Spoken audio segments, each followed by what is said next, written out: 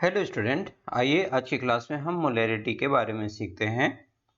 तो मोलैरिटी की डेफिनेशन देखें तो it is the number of moles of the solute present in per litre of solution. ठीक, तो डेफिनेशन के अकॉर्डिंग अगर हम इसके फॉर्मूले को रिप्रेजेंट करें तो फॉर्मूला हो जाएगा capital M is equal to N B upon V in litre. Volume यहाँ पर सॉल्यूशन का जो होगा वो लीटर में होगा।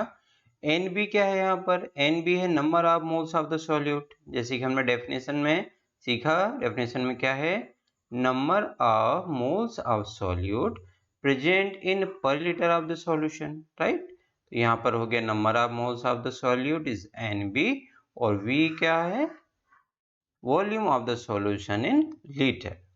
ठीक, अब अगर हम यहाँ पर वॉल्यूम हमारे पास गिवन हो ml में तो क्या करेंगे, यहाँ number of moles into 1000 represent करेंगे।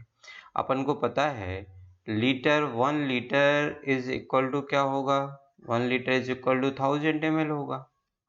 ठीक, तो अब हमें लीटर को अगर ml के मतलब ml हमें गिवन हो सॉल्यूशन तो उसे लीटर में कन्वर्ट करने के लिए हम क्या करेंगे, यहाँ पर 1000 से डिवाइड कर देंगे। ठीक, अब ये वैल्यू ऊपर जाएगी तो मल्टीप्लाई में हो जाएगी। हम ऐसा क्यों कर रहे हैं, हम ऐसा इसलिए कर रहे हैं कि क्योंकि इसकी जो SI यूनिट होती है वो मोल पर लीटर होती है। हमेशा पर लीटर में ही रिप्रेजेंट किया जाता है मोलैरिटी को। ठीक, और मोलैरिटी को हम कैसे रिप्रेजेंट करते हैं, कैपिटल M से। इस बात को बहुत अच्छे से ध्यान रखना है। और मोलैरिटी को हम स्मॉल m से रिप्रेजेंट करते हैं। ठीक, अब अगर हम यहाँ पर नंबर ऑफ मोल्स के लिए वैल्यू पुट करें तो N B is equal to क्या हो जाता है, N B is equal to होता है W B upon M B, given weight of the solute upon molecular mass of the solute.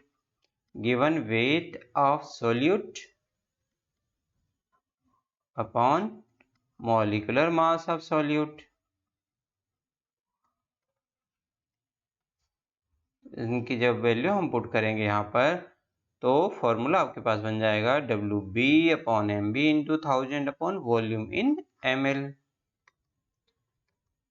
यहाँ पर जैसे कि हमने डिस्कस किया, जो मोलैरिटी की यूनिट है वो क्या होगी, मोल पर लीटर, या लीटर को हम डेसीमीटर क्यूब में भी रिप्रेजेंट कर सकते हैं तो यूनिट बन जाएगी मोल पर डेसीमीटर क्यूब। एक एग्जांपल देखते हैं हम, तो एग्जांपल है 1 molar solution of sugar means a solution containing 1 moles of sugar पर लीटर ऑफ सॉल्यूशन, राइट। तो इसका मतलब क्या होगा, अगर इस टाइप से 1 m शुगर सॉल्यूशन लिखा है, इस तरीके से अगर आपको दिया हुआ है तो आप क्या समझेंगे कि 1 मोल शुगर डिजॉल्व है या प्रेजेंट है 1 लीटर ऑफ सॉल्यूशन में। ठीक, इस तरीके से आपको डेटा देख के समझना है कि सॉल्यूट कितना है और सॉल्यूशन का वॉल्यूम कितना है। ठीक, अब हम यहाँ पर देखें कुछ टर्मिनोलॉजी हमें ध्यान में रखना होगा। Solution in term of molarity generally represented as, जैसे कि 1m लिखा है इसका मतलब इसे हम बोलेंगे मोलर सॉल्यूशन, और 2m लिखा है इसकी मोलैरिटी क्या होगी, 2 होगी। इसका मतलब क्या हुआ, 2 moles of solute present in 1 litre of solution. ठीक, इस तरीके से हमें इनको समझना होगा। अब यहाँ पर अगर सेमी मोलर लिखा है इसका मतलब क्या होगा, जो मोलैरिटी है वो 0.5 मोलर या my2, या फिर न्यूमेरिकल में अगर my2 लिखा हुआ है तो इसका मतलब क्या होगा, सेमी मोलर होगा। या फिर सेमी मोलर लिखा हुआ है तो हमें समझना होगा इसकी मोलैरिटी कितनी होगी, 0.5 या my2 इसकी मोलैरिटी होगी। डेसी मोलर लिखा है इसका मतलब क्या होगा, my10 या 0.1 मोलर होगा। सेंटीमोलर सॉल्यूशन लिखा हुआ है इसका मतलब क्या होगा, 0.01 मोलर या my100 मोलर। ठीक, my100। सेम ऐसे मिलीमोलर लिखा है, इसका मतलब 0.001 मोलर या m/1000 होगा, है ना। तो इन टर्मिनोलॉजी से हमें समझना होगा कि मोलैरिटी कितनी होगी। ठीक, अब यहाँ पर देखा जाए तो जो मोलैरिटी है उसके कुछ हमें फैक्ट्स ध्यान रखने होंगे।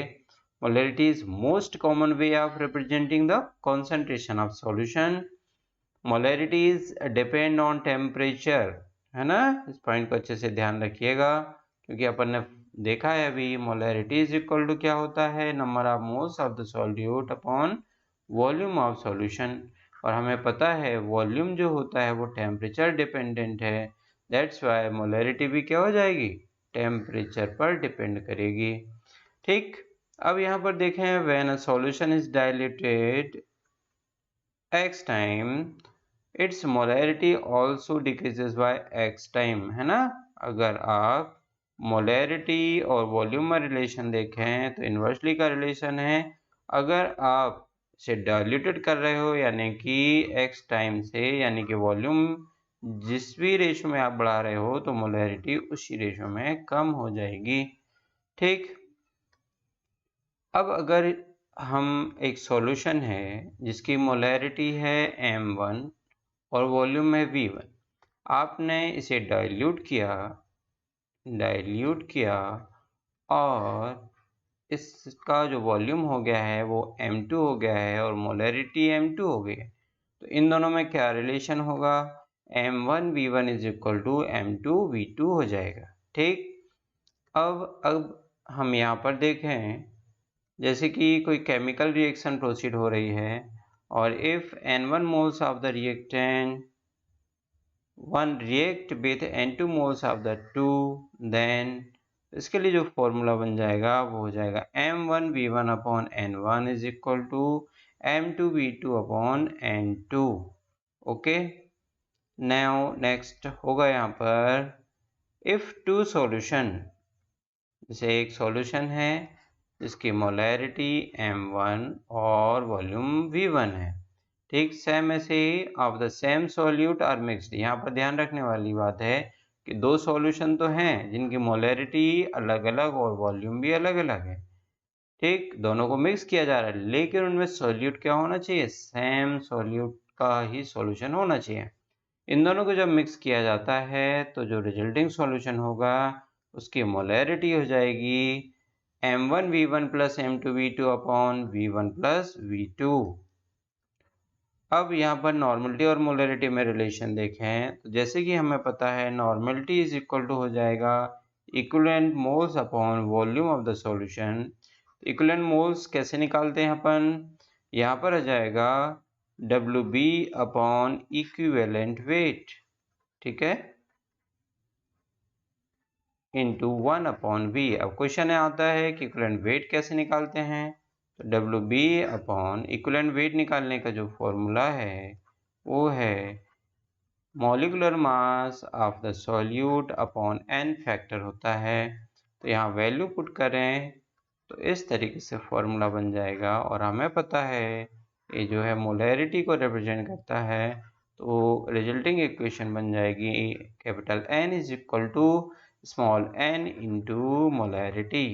ठीक, तो इस रिलेशन को हमें अच्छे से ध्यान रखना है। नाउ अब एसिड और बेस को मिक्स किया जा रहा है अगर, और जो रिजल्टिंग सॉल्यूशन है वो एसिडिक है।